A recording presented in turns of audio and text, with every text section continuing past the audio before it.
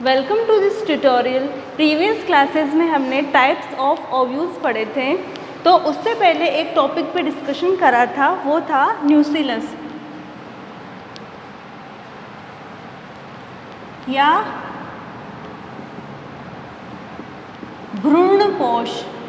तो मैंने आपको बताया था कि भ्रूणपोष क्या होता है। यह ओव्यूल का मेन पार्ट होता है जो नेचर में डिप्लॉयड होता है, पेरेन्काइमेटस होता है। यह एम्ब्रियो सेक को पोषण प्रदान करने का कार्य करता है और उसके अलावा यह इंटेग्यूमेंट्स द्वारा घिरी एक संरचना होती है। तो न्यूसिलस से रिगार्डिंग कुछ इम्पोर्टेंट पॉइंट्स हैं। वो क्या है कि मैंने बताया था कि जनरली प्लांट्स में सिर्फ एक ही प्रकार का न्यूक्लियस या न्यूसिलस होता है, लेकिन कुछ प्लांट्स में न्यूसिलस की संख्या 2 भी होती है। तो भ्रूणपोष के बारे में इम्पोर्टेंट पॉइंट्स क्या थे कि ये नेचर में डिप्लॉयड होता है, ओव्यूल का मेन पार्ट बनाता है, उसके अलावा ये इंटेग्यूमेंट्स द्वारा आवृत संरचना होती है, नेचर में पेरेन्काइमेटस होती है और ये एम्ब्रियो सेक को पोषण प्रदान करने का कार्य करती है। जनरली किसी ओव्यूल में न्यूसिलस एक ही होता है, लेकिन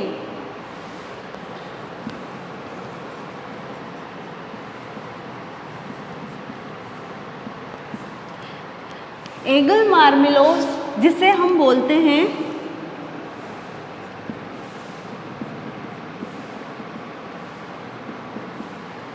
बेलपत्र, इसमें 2 न्यूसिलस पाए जाते हैं और इसके अलावा कुछ प्लांट्स में जो ओव्यूल्स होते हैं उनके माइक्रोपाइलर्स एंड पे कुछ अतिवृद्धियाँ या आउटग्रोथ्स निकली हुई होती है। ये आउटग्रोथ्स जो होती है वो न्यूसिलस की आउटग्रोथ्स होती है। इन्हें बोलते हैं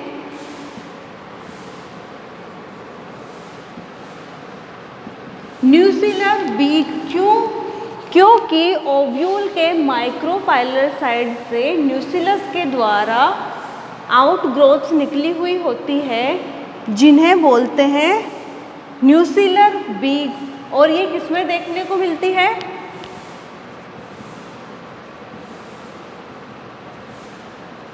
यूफोर्बिएसी फैमिली के अंदर। सो न्यूसिलस के बारे में इम्पोर्टेंट पॉइंट्स क्या क्या हुए? ये नेचर में डिप्लॉयड होता है, ओव्यूल का मेन पार्ट बनाता है, इंटेग्यूमेंट्स द्वारा आवृत होता है और पेरेन्काइमेटस होता है। इसके अलावा यह भ्रूणपोष को पोषण प्रदान करने का कार्य करता है। कुछ प्लांट्स में जैसे कि एगल मार्मिलोस में ये न्यूसिलस 2 होते हैं। जनरली प्लांट्स में एक ही न्यूसिलस होता है और यूफोर्बिएसी कुल के पादपों में ये जो न्यूसिलस है वो माइक्रोपाइलर साइड से निकल के एक आउटग्रोथ बनाता है जिसे न्यूसिलर बीक भी कहते हैं। उसके बाद में हमने पढ़ा था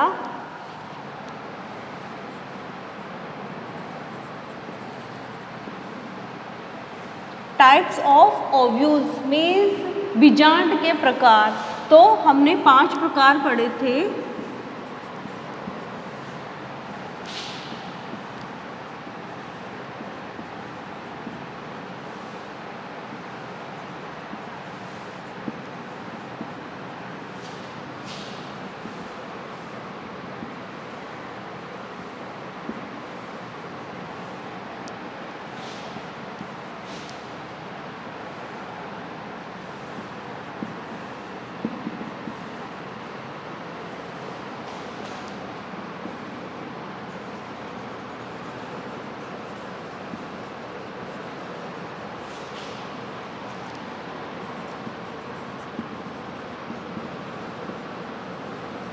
तो प्रीवियस क्लास में हमने इस पे कम्प्लीटली डिस्कस किया था कि जो ओव्यूल्स होते हैं एंजियोस्पर्म में वो 6 टाइप के होते हैं। ऑर्थोट्रोपस, एनाट्रोपस, हेमी एनाट्रोपस, एम्फीट्रोपस, कैम्पाइलोट्रोपस और सल्सिनोट्रोपस। और इनको डायग्राम के जैसे बना के हमने समझा था कि इसमें चेल्जा, माइक्रोपाइल, ट्यूनिकुलस एक सिद्ध में होते हैं।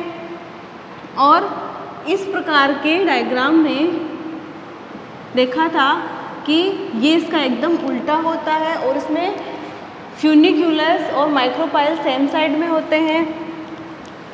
इसमें हमने देखा था कि 190 डिग्री पे माइक्रोपाइल और फ्यूनिकुलस होते हैं, इसमें 36 लाइन में होते हैं। इसमें हमने पढ़ा था कि जो एम्ब्रियो सेक होता है वो इतना ज़्यादा घूम जाता है न्यूक्लियस के साथ साथ कि वह घोड़े की नाल या हॉर्स स्टेप की शेप में चेंज हो जाता है। और सल्सिनोट्रोपस में हमने देखा था कि जो फ्यूनिकुलस है वो इतना ज़्यादा ग्रोथ कर लेता है और इतना ज़्यादा घूम जाता है कि वह कुंडलित हो जाता है। इस टाइप का ओव्यूल सल्सिनोट्रोपस ओव्यूल कहलाता है।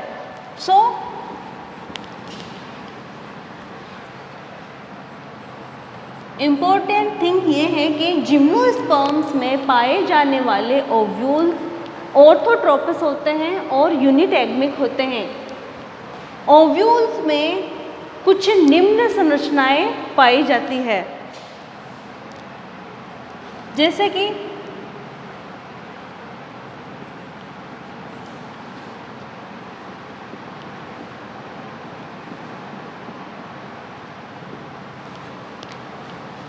फर्स्ट है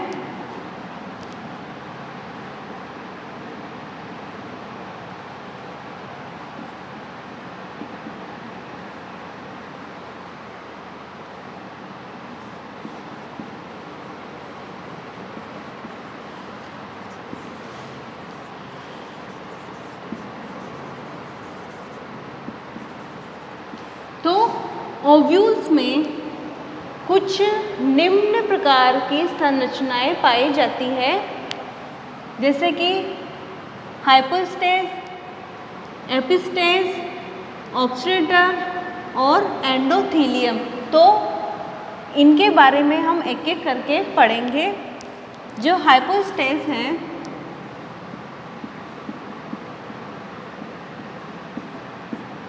तो इसके अंदर क्या होता है कि जो ओव्यूल होता है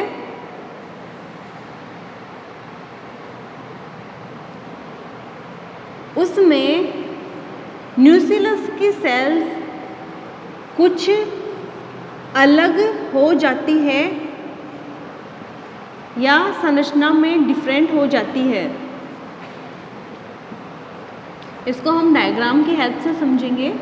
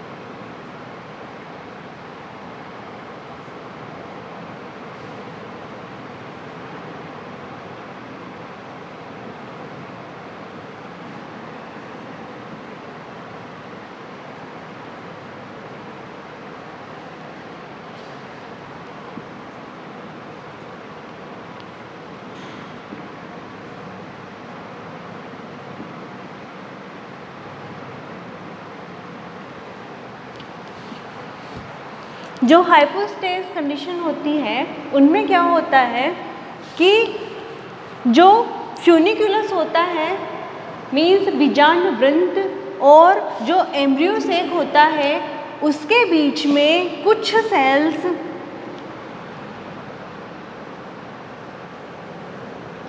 अन्य सेल्स की तुलना में अलग दिखाई देने लगती है।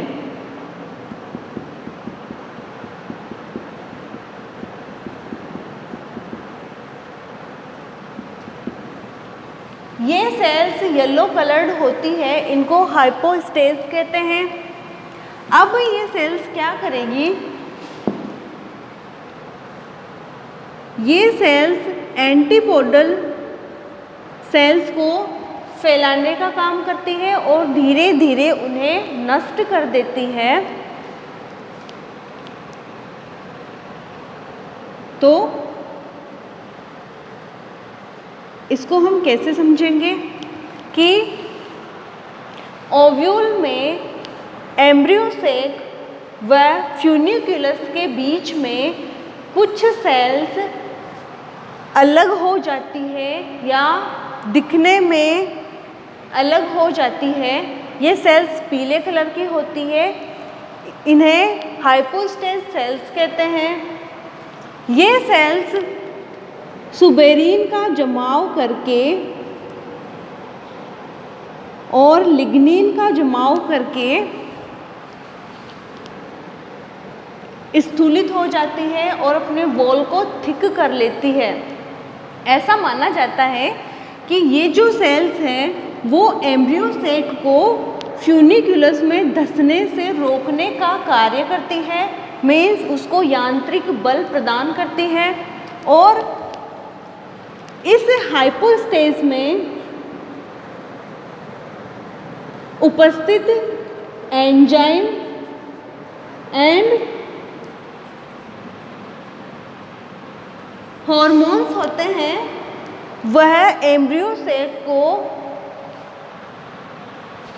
परिवर्धनशील होने में या डेवलप होने में मदद करते हैं। दोबारा से समझेंगे कि ओव्यूल में जो न्यूक्लियस की कुछ सेल्स होती है वो एम्ब्रियोसेक व फ्यूनिक्यूलस के मध्य में थोड़ी पृथक हो जाती है अन्य सेल्स की तुलना में। ये येलो कलर्ड होती है, इन्हें हाइपोस्टेज बोलते हैं। बाद में ये सेल्स अपने चारों ओर लिग्निन का जमाव कर लेती है या सुबेरिन का जमाव कर लेती है और अपनी वॉल को थिक कर लेती है, जिससे एम्ब्रियोसेक फ्यूनिक्यूलस में ना धंसे, मीन्स यह उनको यांत्रिक बल प्रदान करने का कार्य करती है। और इनमें उपस्थित एंजाइम एंड हॉर्मोन्स परिवर्धनशील भ्रूण को या डेवलपिंग एम्ब्रियो को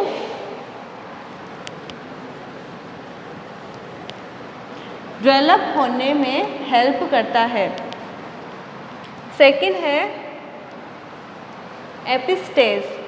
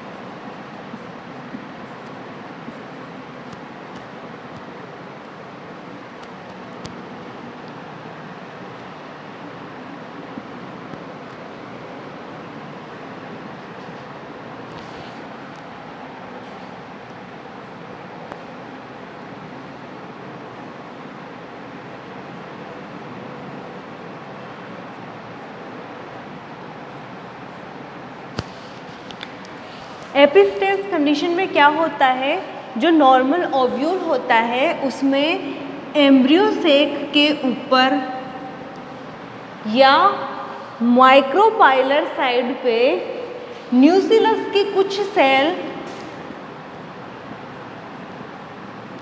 कटोरे नुमा संरचना बना लेती है, जिसे एपिस्टेज कहते हैं।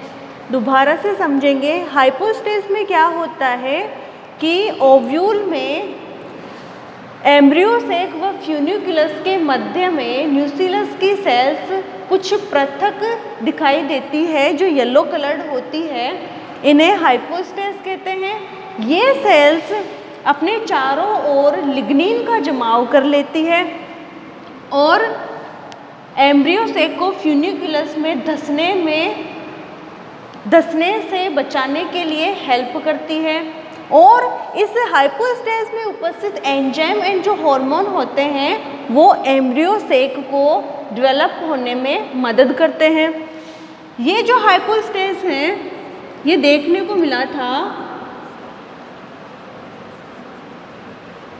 यूफोरबिएसी फैमिली के अंदर।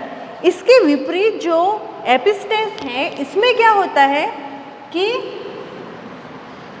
एम्ब्रियो सेक के ऊपर माइक्रोपाइलर साइड पे न्यूक्लियस की कुछ सेल कटोरे नुमा संरचना बना लेती है जिसे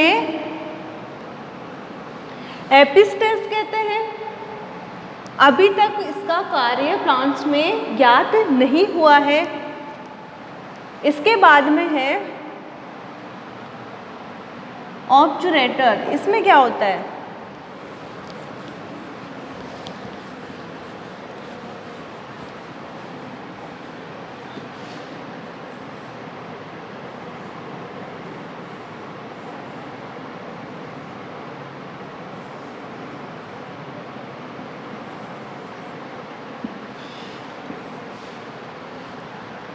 ऑब्चुरेटर ओव्यूल में फ्यूनिकुलस से संबंधित कुछ विशेष संरचनाएं होती हैं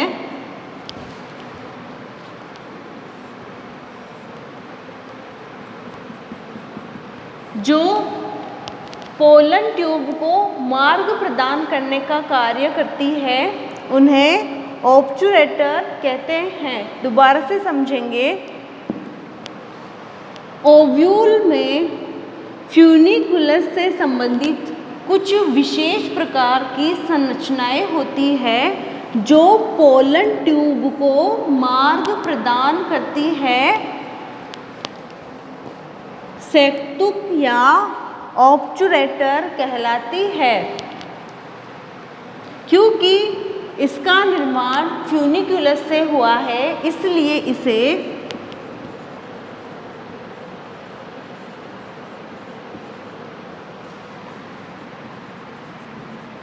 फ्यूनिक्यूलर ऑब्चुरेटर कहते हैं। और इसके एग्जाम्पल हैं लेमिएसी फैमिली के मेंबर्स। लेकिन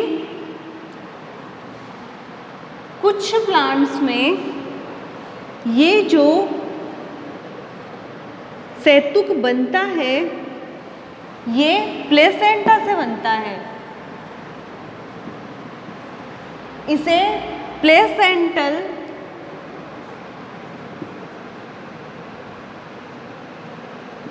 ऑब्चुरेटर कहते हैं। दोबारा से समझेंगे कि ओव्यूल में फ्यूनिकुलस से संबंधित कुछ विशेष संरचनाएं होती हैं जो पोलन ट्यूब को मार्ग प्रदान करने का कार्य करती है।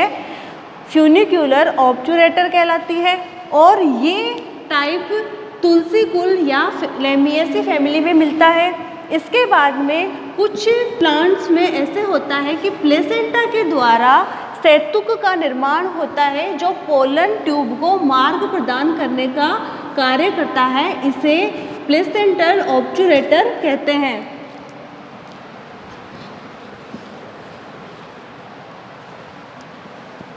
And last one type is endothelium.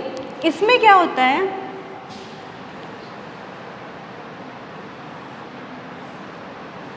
कि ओव्यूल्स में न्यूट्रिशन की कमी हो जाने पर या न्यूक्लियस का कंप्लीटली एम्ब्रियो सेक द्वारा यूज़ हो जाने पर उसमें न्यूट्रिशन की कमी आ जाती है या उसमें न्यूक्लियस की फिर से आवश्यकता होती है, तो इनर इंटेग्यूमेंट की जो सेल्स होती है वो अपने आप को रूपांतरित कर लेती है या मॉडिफाइड कर लेती है और एम्ब्रियो सेक के चारों ओर न्यूट्रिटिव लेयर का फॉर्मेशन करती है जिसे एंडोथीलियम कहते हैं। दोबारा से समझेंगे कि ओव्यूल में न्यूक्लियस की समाप्ति होने पर या न्यूसिलस का कंप्लीटली यूज़ होने पर जो इनर इंटेगुमेंट की सेल्स होती है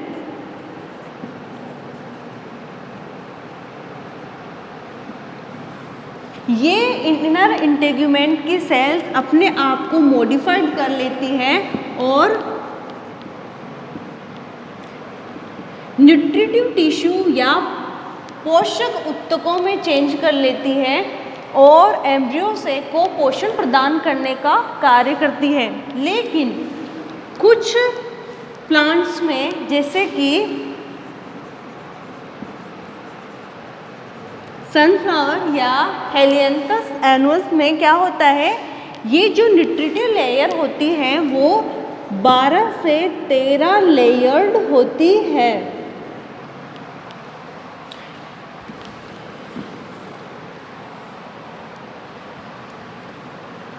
इंटेग्यूमेंट्स द्वारा जो न्यूट्रिटिव लेयर बनती है उसको एंडोथेलियम कहते हैं या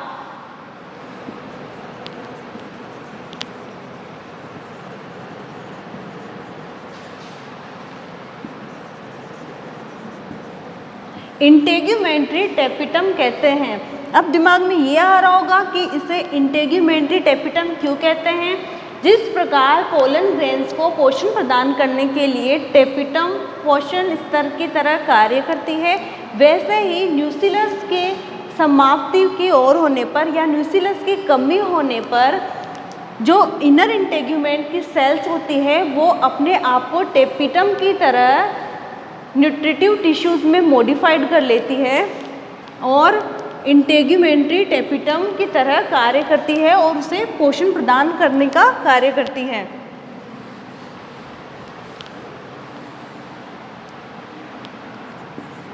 इसको दोबारा से समझेंगे। हाइपोस्टेस क्या होता है?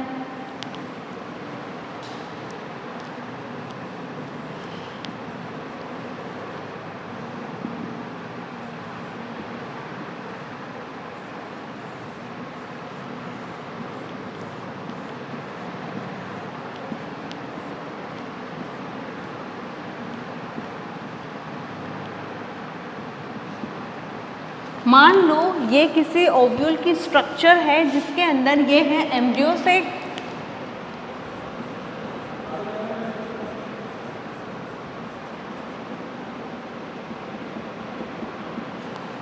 तो हाइपोस्टेस किसे कहते हैं कि एम्ब्रियोसेक एवं फ्यूनिकुलस के बीच में न्यूसिलस की कुछ सेल स्पेशलाइज्ड हो जाती है या दिखने में पृथक हो जाती है जो येलो कलर में होती है। बाद में ये सेल्स अपने चारों ओर लिग्निन का जमाव कर लेती है, हाइपोस्टेस कहलाती है। इसका कार्य ये होता है कि यह फ्यूनिकुलस में एम्ब्रियोसेक को धंसने से बचाती है। इसके अलावा हाइपोस्टेस में उपस्थित जो एंजाइम्स होते हैं वो एम्ब्रियोसेक को पोषण प्रदान करते हैं या उसके डेवलपमेंट में सहायक होते हैं और इसका एग्जाम्पल है U4BSC। जो नेक्स्ट कंडीशन है एपिस्टेस, इसमें क्या होता है कि जो न्यूसिलस की सेल्स होती है वो एम्ब्रियोसेक के